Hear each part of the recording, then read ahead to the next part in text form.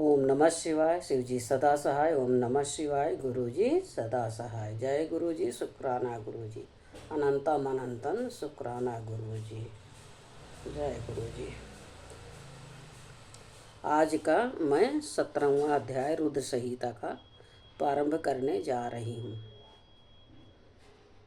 सती को शिवा से वर की प्राप्ति तथा भगवान शिव का ब्रह्मा जी को दक्ष के पास भेजकर सती का वर्णन करना।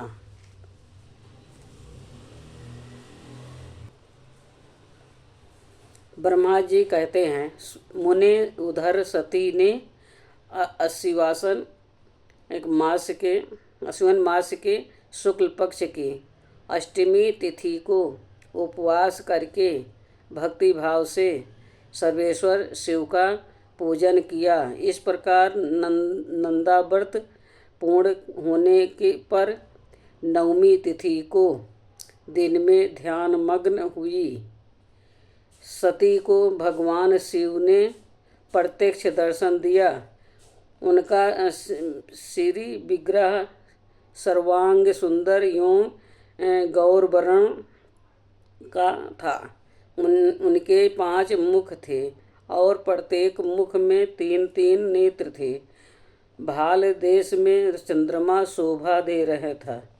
उनका चित्त प्रसन्न था और कंठ में नील चिन्ह दृष्टि गोचर होता था। उसके 4 भुजाएं थी। उन्होंने हाथों में त्रिशूल, ब्रह्म कपाल, वर तथा अभय धारण कर रहे थे। भस्ममय अंग राग से उनका सारा शरीर उदासित हो रहा था। गंगा जी उनके मस्तक की शोभा बढ़ा रही थी। उनके सभी अंग बड़े मनोहर थे। वह महान लावण्य के धाम जान पड़ते थे। उनके मुख करोड़ों चंद्रमाओं के समान प्रकाशमान एवं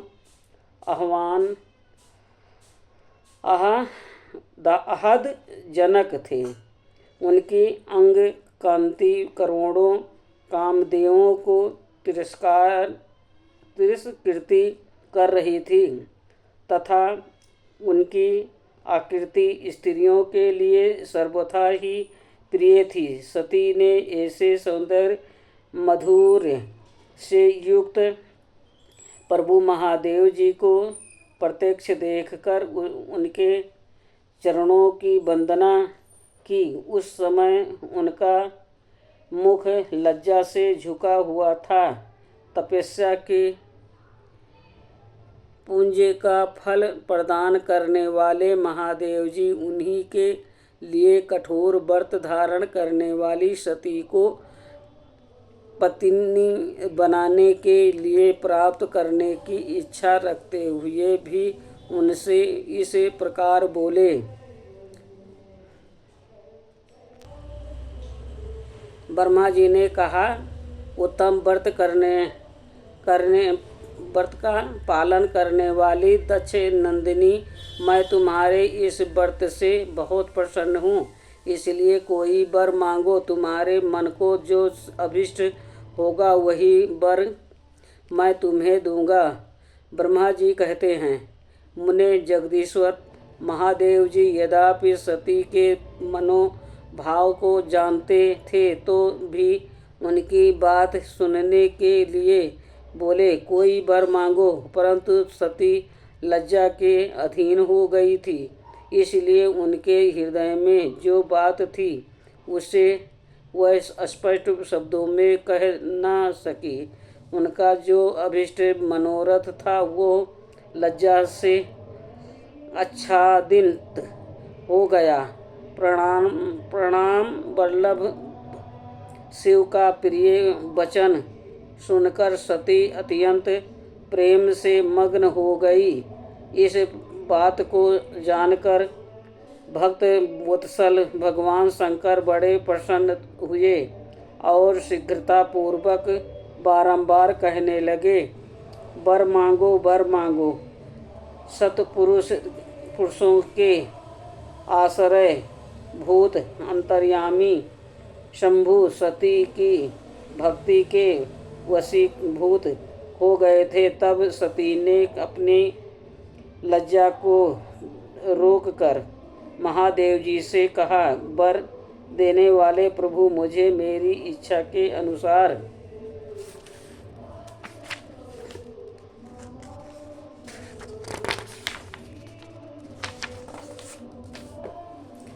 ऐसा वर दीजिए जो टल ना सके। भक्त वत्सल भगवान शंकर ने देखा सती अपनी बात पूरी नहीं कह पा रही है। तब वह स्वयं ही उनसे बोले, देवी, तुम मेरी भार्या हो जाओ। अपने अभीष्ट फल को प्रकट करने वाले उनके इस वचन को सुनकर आनंद मग्न हुई सती चुपचाप खड़ी रह गई, क्योंकि वह मनोवांछित वर पा चुकी थी। फिर दक्ष कन्या प्रसन्न हो दोनों हाथ जोड़कर मस्तक झुका भक्त वत्सल शिव से बारंबार कहने लगी। सती बोली, देवादिदेव महादेव प्रभु जगतपति, आप मेरे पिता को कहकर वैवाहिक विधि से मेरा पाणी ग्रहण करें। ब्रह्मा जी कहते हैं। नारद सती की ये बात सुनकर भक्त वत्सल महेश्वर ने प्रेम से उनकी ओर देखकर कहा, प्रिय, ऐसा ही होगा। तब दक्ष कन्या सती भी भगवान शिव को प्रणाम करके भक्ति पूर्वक विदा मांग जाने की आज्ञा प्राप्त करके मोह और आनंद से युक्त हो माता के पास लौट गई।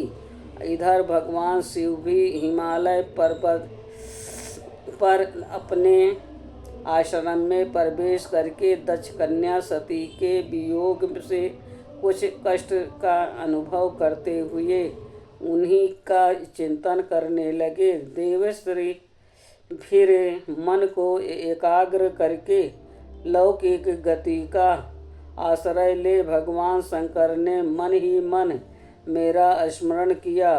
त्रिशूलधारी महेश्वर के स्मरण करने पर उनकी सिद्धि से प्रेरित हो मैं तुरंत ही उनके सामने जा खड़ा हुआ।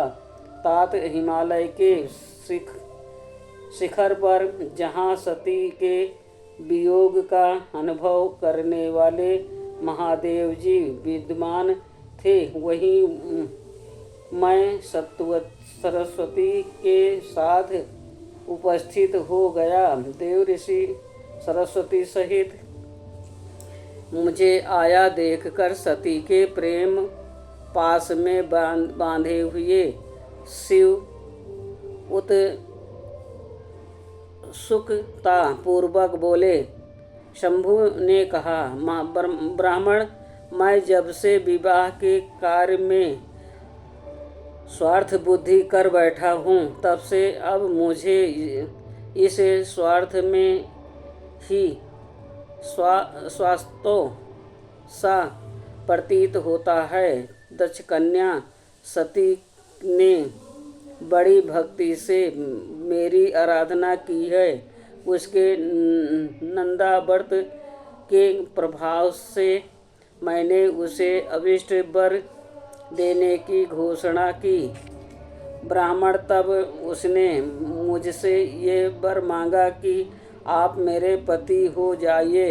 ये सुनकर सर्वथा संतुष्ट हो मैंने भी कह दिया कि तुम मेरी पत्नी हो जाओ। तब दक्षायणी सती मुझसे बोली, जगपते, आप मेरे पिता को सूचित करके वैवाहिक विधि से मुझे ग्रहण करें। ब्राह्मण उसकी भक्ति से संतोष होने के कारण मैंने उसका वो अनुरोध भी स्वीकार कर लिया। विधाता, तब सती अपनी माता के घर चली गई और मैं वहाँ चला आया। इसलिए अब तुम मेरी आज्ञा से दक्ष के घर जाओ और ऐसा यत्न करो जिससे प्रजापति दक्ष शीघ्र ही मुझे अपनी कन्या का दान कर दे। उनके इस प्रकार आज्ञा देने पर मैं कृत्य और प्रसन्न हो गया तथा उन भक्तवत्सल विश्वनाथ से इस प्रकार बोला। मुझे ब्रह्मा ने कहा, भगवान शंभु, आपने जो कुछ कहा है उस पर भली भांति विचार करके हम लोगों ने पहले ही उसे सुनिश्चित कर दिया है।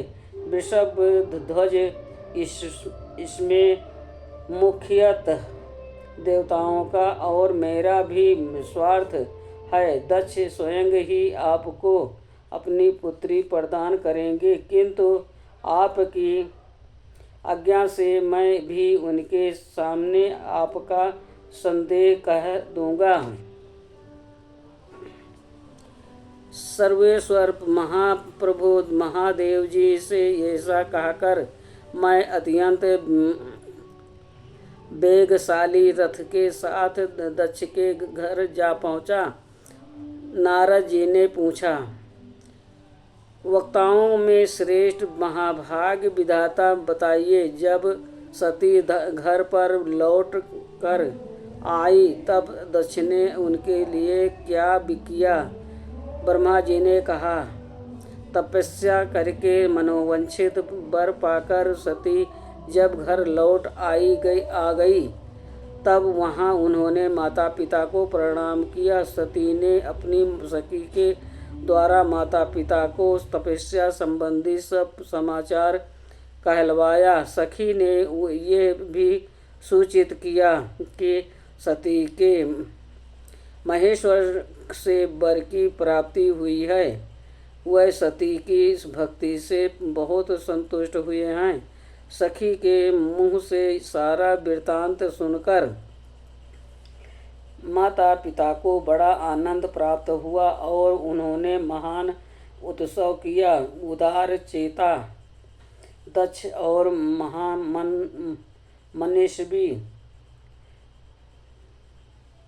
महान शिवनी बीरणी ने ब्राह्मणों को उनकी इच्छा के अनुसार दुर्भ दिया तथा अन्यान अंधों और दीनों को भी धन बांटा। प्रसन्नता बढ़ाने वाली अपनी पुत्री को हृदय से लगाकर माता बीरणी ने उसका मस्तक सूंधा और आनंद मग्न होकर उसकी बारंबार प्रशंसा की। तदंतर कुछ काल व्यतीत होने पर धर्म यज्ञों में श्रेष्ठ दक्ष इस चिंता में पड़े कि मैं अपनी इस पुत्री का विवाह भगवान शंकर के साथ किस तरह करूं।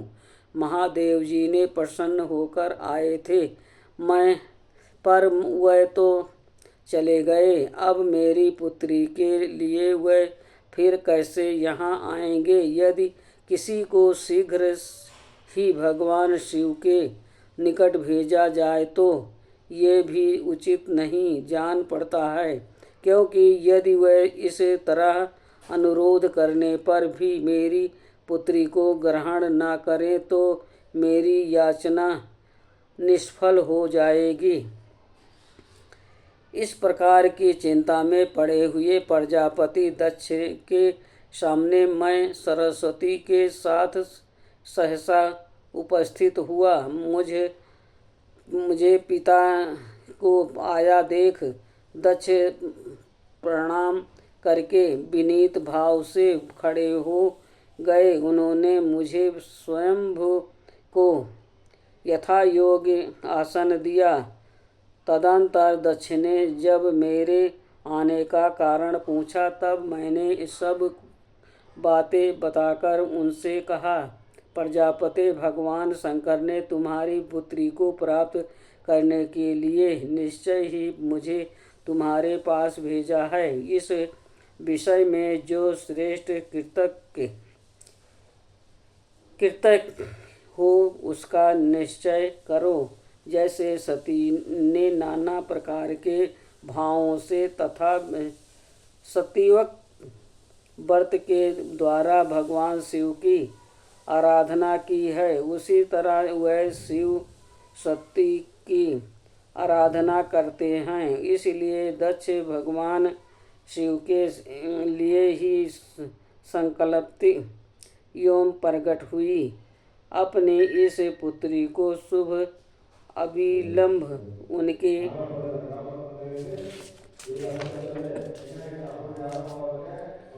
सेवा में सौंप दो।